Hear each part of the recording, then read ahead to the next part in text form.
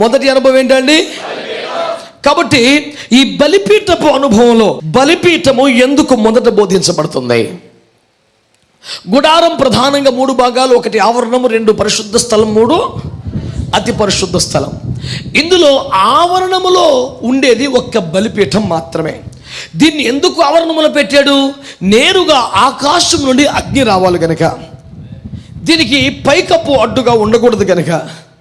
ఆమె అది నేరుగా ఆవరణములో ఉన్నప్పుడు మాత్రమే ఆకాశపు అగ్ని దిగే అవకాశం ఉంటుంది కనుక దాన్ని ఎందుకు అక్కడ పెట్టాడు? అక్కడ పశువులు వధించబడాలి. పశువులో నుంచి అపవిత్రమైనది మైల మురికి బయటకు వస్తుంది. అది బయట పారవేయబడవలసినవి కొన్ని ఉన్నాయి. కాల్చబడగా మిగిలిపోయే బూడిద కొంత ఉన్నది. వీటన్నిటికీ కూడా పరిశుద్ధ స్థలమందు ప్రవేశము లేదు. అందుచేతనే ఆవరణములోనే బలిపీఠాన్ని దేవుడు ఏర్పాటు చేశాడు. అందుచేతనే మనకు మొదట కనిపించుచున్నది ఆవరణం అవుతుంది. ఇప్పుడు నా మాట వినండి. ఆవరణములు పరిశుద్ధ స్థలములో దీపం వెలుగుతూ ఉంది. 12 రొట్టెలు 6 రొట్టెలు ఒక దొంతుగా 6 ఒక దొంతరగా పెట్టబడ్డాయి. ధూపం అలా ఎగయిచున్నది. ఇదంతా రోడ్డు మీద పోయేవాడికి తెలుస్తుందా? ఎవరికి తెలుస్తాయి? యాజకుడికే. అతి పరిశుద్ధ స్థలములో మందసములో 3 ఉన్నాయా లేవా? ఏవి? మన్నగల బంగారు పాత్ర, చిహ్నించిన అహరోను చేతికి నిబంధన పలకలు. ఇవి ఎవరికి తెలుస్తాయి? ఒక్క ప్రధాన యాజకుడికే. యాజకుడు కూడా ఎంట్రీ లేదు. మరి దీపం వెలుగుతోందా? ధూపం వేయబడుతోందా? రొట్టెలు 12 సరిగ్గా ఉన్నాయా? ఇవి ఎవరికి తెలుస్తాయి? యాజకుడికి తెలుస్తాయి. కానీ బలిపీఠం మీద అగ్ని మండుతుందా లేదా ఎవరికి తెలుస్తుంది? ప్రతి పనికి మనకు కూడా తెలుస్తుంది.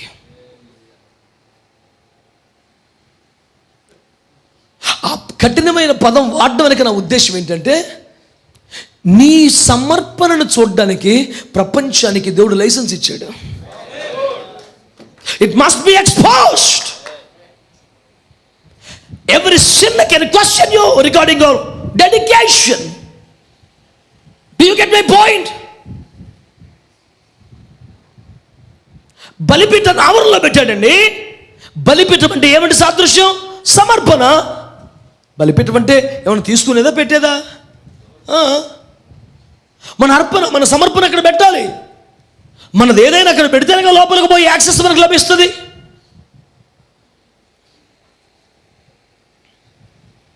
దాన్ని తీసుకొచ్చి ఎక్కడ పెట్టాడు? ఆవరణలో పెట్టాడు. ఆ దారి పోయేవాడు గట్ట చూస్తే రోడ్డు మీద కూడా కనపడుద్ది. ఏమిటది? సమర్పణ.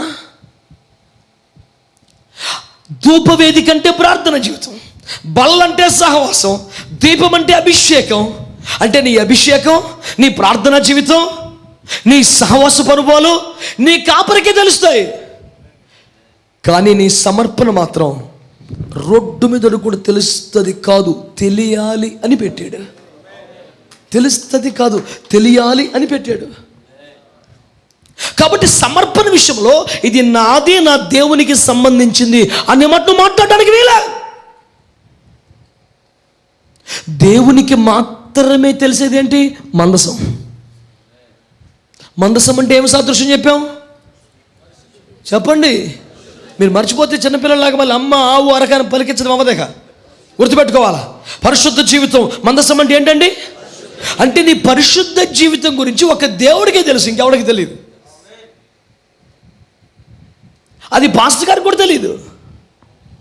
నీ అంతరంగ వ్యక్తిగత పరిశుద్ధత నేను సంఘ కాపరి నీకైతే నేనేం చెప్పగలను? కానీ నీ ప్రార్థన జీవితం నాకు కూడా తెలియాలి. నీ సహవాసపు అనుభవాలు ఎలాగో నాకు తెలియాలి. నీ అభిషేకపు స్థాయి నాకు తెలియాలి. ఎందుకంటే నేనే నూనె పోయాలి, నేనే ద్రవ్యం వేయాలి కనుక. అంటే ఒక విశ్వాసి సంఘ కాపరిని తన ప్రార్థనా జీవితం విషయంలో సర్వాధికారము కలిగినటువంటి దేవుని సేవకుడిగా అప్పగించుకోగలగాలి. ఇది నాకు నా దేవునికి సంబంధించిన విషయం అంటే పప్పులు అడుకో.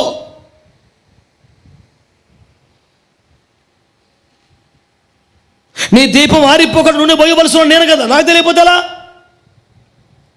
మరో మాటలు చెప్పాలంటే ఈ దీపం బాగా వెలుగుతుందో లేదో నాకు తెలియదండి అంటే వాడు ఫెయిల్ అవుతున్నాడు సేవలో. తెలియాలి. That's a part of a very important ministry.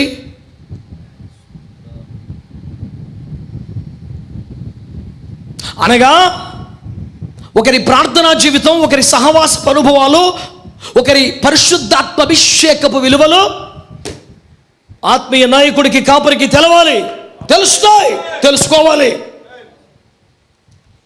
పరిశుద్ధత పూర్తిగా రహస్యం వారికి, దేవునికి చెందింది. కానీ సమర్పణ సర్వ ప్రపంచానికి కనబడవలసినది.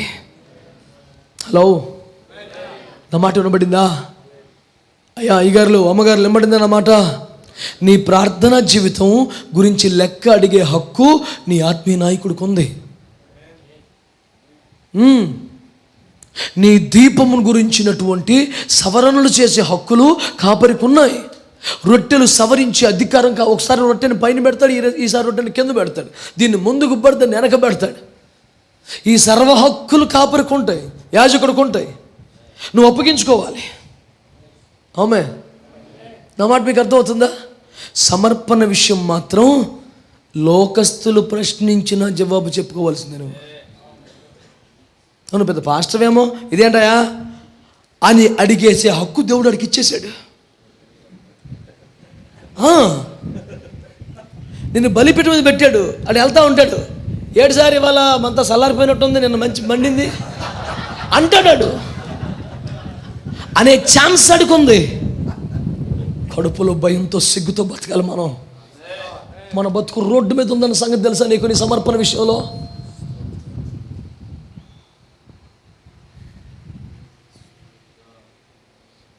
నేను ఒకసారి సాయంకాలం పూట ఆకలిగా ఉన్న రోజు అన్నం తినలేదు.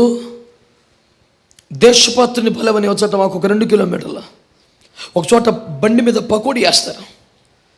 సర్లే, నాకున్న డబ్బులకి ఆహారం రాదు, పకోడీ అన్న తిందామని అక్కడికి వెళ్ళాను.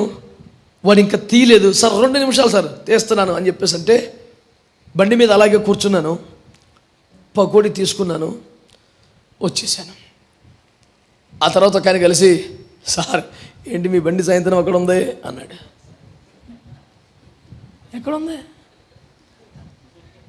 నిన్న మీరు ఏం కొన్నారా? పకోడీ కొన్నాను. అదే ఎక్కడ? ఆ పకోడీ పక్కన బార్ షాప్ ఉంది, నేను చూడలేదాన్ని. ఆ పకోడీ బండి పక్కన బార్ షాప్ ఉంది. నా గమనం దాని మీద ఎందుకు ఉంటుంది, కానీ ఆడి గమనం నా మీద ఉంటుంది. మనం కొంటే కొన్నారు, బొత్తిగా అక్కడ కొనాలేంటి అన్నాడు. చొప్పుతో కుట్టినట్టు అయిపోయింది నాకు. అమ్మ బాబోయ్, అంటే మనకు ఆకలిస్తే చచ్చిపోవాలి కానీ అక్కడ కొనకూడదు, రూల్ ఎత్తే. ఇది వినడానికి సరదాగా అనిపించింది, నవ్వొచ్చేలా, కానీ ఇది భయంకరమైన నిజం. బిడ్డలారా, even a Gentile, a sinner can question our dedication. ఒక అన్యుడు, పాపి మన సమర్పణను ప్రశ్నించవచ్చు. ఆడు ప్రశ్నించగలిగినట్లుగా ఆవరణలో పెట్టాడు బలిపీఠాన్ని. కాబట్టి నీ సమర్పణ నీకు, నీ దేవునికి సంబంధించింది కాదు. నీ సమర్పణ లోకమంతయు చూచునట్లుగా ఉండాల్సింది. దాన్ని అందుకని ఆవరణలో పెట్టాడు. కనుక సమర్పణకు సంబంధించి ఇది నా వ్యక్తిగత జీవితం, ఇది నా యొక్క అంతరంగ జీవితం, ఇది నాకు నా దేవునికి సంబంధించిన విషయం అనే వ్యాఖ్య, అనే అనుభవం, అనే అభిప్రాయం సంపూర్ణంగా రద్దు చేయబడాలి. ఎక్కువ మంది ఆమె అనలేకపోయారు. ఈ పనికి మేళ గుంజాటం ఉండకూడదు. ఇక లోబడిపోవాలి, అప్పగించుకోవాలంతే. తిరిగి పోయి ఫ్రెండ్స్ అందరిని పిలిచి ఒక రౌండ్ టేబుల్ సమావేశం ఏర్పాటు చేసి ఇట్లా చెప్పాడు జెఫన్యా, ఏం చేద్దామని డిస్కషన్ పెడతావా? జెఫన్యా చెబితే అలా చేయటమే కరెక్ట్, కానీ ఇది జెఫన్యా మాట కాదు. 100% నా దేవుని మాట చెప్పాను మీకు. నేను నా మాట అయితే లెక్క చేయవలసిన అవసరమే లేదు. ఆలోచించవచ్చు నువ్వు 10 సార్లు, అన్నలో చెప్పాడు చేద్దామా వద్దా అని. కానీ దేవుని, నేను ఎప్పుడూ ఒక మాట చెప్తాను, ఇది స్టేట్మెంట్గా గుండెలో రాసి పెట్టుకో. When something comes from God's throne, it should not be at discussion table. రాసి పెట్టుకో సువర్ణ అక్షరాలతో. When something comes from God's throne, it should not be at discussion table. ఏదైనా దేవుని సింహాసనం వద్ద నుండి నీ వద్దకు దిగి వచ్చితే అది చర్చా వేదికలో ఇక ఉండకూడదు.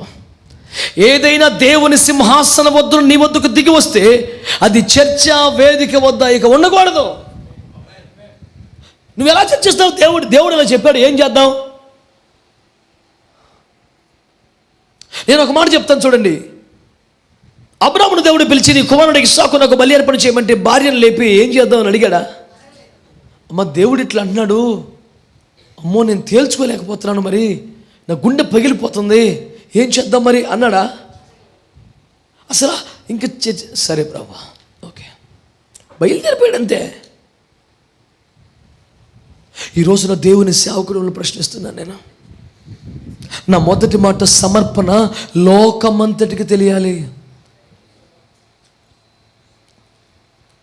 సో సమర్పణ వ్యక్తిగతం కాదు అనండి, సమర్పణ అంతరంగం కాదు అనండి, సమర్పణ రహస్యం కాదు అనండి, ఆమేన్. సమర్పణ అందరికీ తెలియాలి అనండి, ఆమేన్. నా మాట ఆలకించండి బిడ్డలారా. పనికి మళ్ళీ లోకపు సామెతలు ఇక్కడ వాడొద్దు. కొంతమంది ఏమంటారు, మాంసం తింటున్నామని ఎముకలు మెడలో వేసుకుంటామా, అలాగేదో సమర్పణ కలిగి ఉన్నామని అందరికీ తెలియాలి అన్నాక తెలియాలంతే. చెత్తంతా వాడబాక ఇక్కడ తీసుకొచ్చి. నువ్వు సామెతలు కాడే ఉంటే మేము పరమగతులు కూడా దాటాము దేవునికి ఇష్టం. ఈ సామెతలు మండిపోను పానికి మళ్ళీ సామెతలు. హల్లెలూయా, హల్లెలూయా.